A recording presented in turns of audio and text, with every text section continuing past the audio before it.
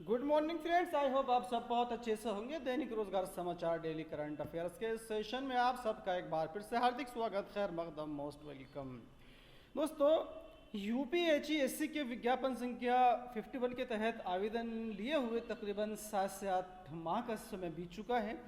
इस बीच आयोग के अध्यक्ष और सदस्यों में से अधिकतम के पद रिक्त हो चुके हैं और एक या दो ही सदस्य फिलहाल में यहाँ पर कार्यरत हैं और जब तक यहाँ पर कोरम पूरा नहीं हो जाता तब तक आगे की कोई भी प्रक्रिया शुरू नहीं की जा सकती है।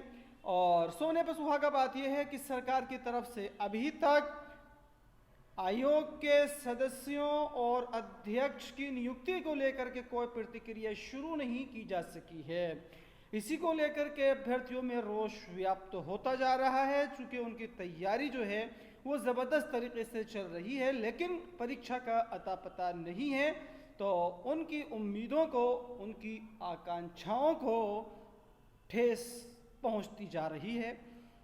तो इस न्यूज़ के अंदर इसी बात का उल्लेख किया गया है, अध्यक्ष का अता पता नहीं, 1017 पदों पर फंसी है भर्ती। यूपीएचईएससी में एक सदस्य की भी नियुक्ति हुई तो पूरा हो जाएगा कोरम। और यूपीएचईएससी ने विज्ञापन संख्या 51 के तहत 20 करोड़ रुपए की कमाई की है। जी हाँ, उत्तर प्रदेश उच्चतर शिक्षा सेवा आयोग यूपीएचईएससी के अध्यक्ष का कार्यकाल 6 फरवरी को पूरा हो चुका है। आयोग में वर्तमान में केवल 2 सदस्य हैं और ऐसे में विज्ञापन संख्या 51 के तहत शासकीय महाविद्यालयों में एसएसएम प्रोफेसर के 1017 पदों पर भर्ती की प्रक्रिया फंस गई है। आयोग में अध्यक्ष का 1 और सदस्य के 6 पद हैं। अध्यक्ष और 4 सदस्यों के पद खाली हैं, सिर्फ 2 सदस्य रह गए हैं और ऐसे में कोरम पूरा नहीं हो पा रहा है। कोरम के अभाव में आयोग के सभी जरूरी काम ठप हो गए हैं।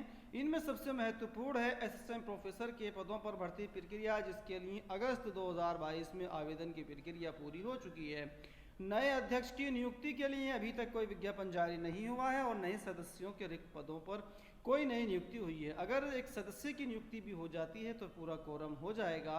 यूपीएचईएससी के सूत्रों का कहना है कि आयोग के सदस्य रहे एस के पांडे का वर्ष 2021 में जब कार्यकाल पूरा हुआ था तब इस पद के लिए विज्ञापन जारी किया गया था। 2 बार सर्च कमेटी भी हुई लेकिन नियुक्ति नहीं हुई है। शासन अगर चाहे तो पुराने विज्ञापन के तहत सदस्य के एक पद पर तत्काल नियुक्ति कर सकता है। ऐसे में सदस्यों की संख्या बढ़कर 3 हो जाएगी और कोरम भी पूरा हो जाएगा। सबसे महत्वपूर्ण यह है कि कोरम पूरा होने पर शासकीय महाविद्यालयों में एसएसएम प्रोफेसर के पदों पर भर्ती की प्रक्रिया आगे बढ़ सकेगी। यह भर्ती 34 विषयों में होनी है।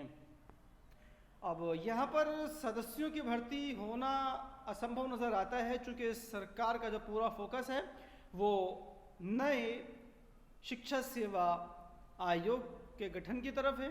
अब अगर यह आयोग गठित होगा तब ही इस परीक्षा का आयोजन हो सकता है और इसमें लंबा समय लग सकता है।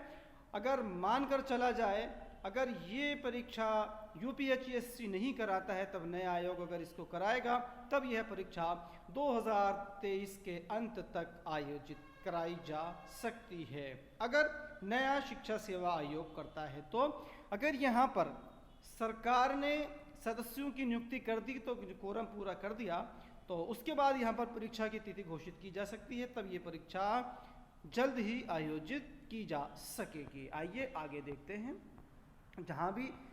जहाँ पर इसी न्यूज़ को जो प्रमुखता दी गई है, अध्यक्ष की नियुक्ति नहीं होने से 1017 भर्तियाँ फंसी हुई हैं, इसके बारे में हम पूरी तरह से बात कर चुके हैं। और जब बात करते हैं यूपीपीएससी की, इसी सप्ताह पीसीएस 2023 का विज्ञापन संभावित है। यूपीपीएससी पीसीएस 2023 के लिए विज्ञापन इसी सप्ताह जारी कर सकता है।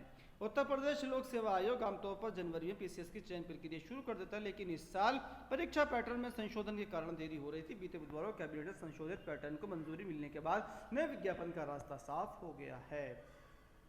और CHSL 2022 की परीक्षा 9 मार्च से है, इसके लिए प्रवेश पत्र जारी कर दिए गए हैं। SSC की हायर सेकेंडरी लेवल 2022 की टियर 1 परीक्षा 9 से 21 मार्च तक आयोजित की जाएगी।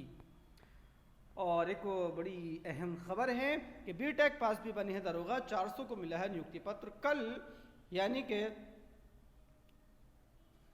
उत्तर प्रदेश के अंदर कल मुख्यमंत्री योगी आदित्यनाथ ने दरोगा में भर्ती हुए नियुक्त अभ्यर्थियों के नियुक्ति पत्र जारी किए हैं। तो उसी की जो खबर है यहाँ पर प्रमुखता से छापी गई है कि बीटेक एमटेक पास अभ्यर्थी भी दरोगा बन गए हैं। एडीजी आईजी के हाथों रविवार को 400 से अधिक अभ्यर्थियों के नियुक्ति पत्र मिला तो उनके चेहरे खिल उठे हैं। और दोस्तों एक करंट अफेयर्स से अहम खबर है कि ऑस्ट्रेलिया फिर चैंपियन बना है T20 महिला विश्व कप का, छठी बार जीता है T20 विश्व कप। फाइनल 19 रन से जीता, मुनी के अर्धशतक ने तोड़ा दक्षिण अफ्रीका महिला टीम का सपना। और कब जीता है इन्होंने ये महिला विश्व कप, यहाँ पर ये दिया गया 2010, 2012, 2014, 2018, 2020, 2023। तो इसको नोट कर लीजिएगा, ये प्रश्न आपको आगामी प्रतियोगिता परीक्षाओं में देखने को मिल सकता है कि T20 महिला विश्व कप किसने जीता, किसको हरा करके जीता, तो ये ऑस्ट्रेलिया ने जीता और साउथ अफ्रीका को हरा करके जीता है। और शिक्षक भर्ती परीक्षा में धांधली पर एमटेक कंपनी का सिटी हेड गिरफ्तार हो गया है। साल गिरोह से मिली भगत के साक्ष्य मिले, अब तक 22 आरोपियों की हो चुकी है गिरफ्तारी। और प्रदेश में 1.6 लाख बेरोजगार युवाओं की हुई है भर्ती। 2017 से पहले 1.5 लाख से ज्यादा पद खाली पड़े थे। सीएम ने कहा निष्पक्षता और पारदर्शिता से भर्तियां की जा रही हैं। दुनिया के अमीरों की सूची में 30वें स्थान पर फिसल चुके हैं गौतम अडानी। आप जानते हैं कि जब से हिंडनबर्ग की रिपोर्ट आई है तब से गौतम अडानी के काले कारनामों की जो सूची है वो सबके सामने आई है। तब से इनके जो शेयर मार्केट में इनकी वैल्यू है वो घटती चली गई है और इसी के तहत ये तीसरे से 30वें स्थान पर फिसल चुके हैं। पदोन्नति से इनकार पर दोबारा नहीं मिलेगा मौका, पावर कॉर्पोरेशन ने कर्मियों से मांगा है हलफनामा। तो दोस्तों इस वीडियो में इतना ही। वीडियो अच्छे लगे तो लाइक कीजिएगा, शेयर कीजिएगा, साथ ही साथ इसी तरह की दूसरे अपडेट्स पाने के लिए चैनल को सब्सक्राइब करना ना भूलिएगा। Thank you.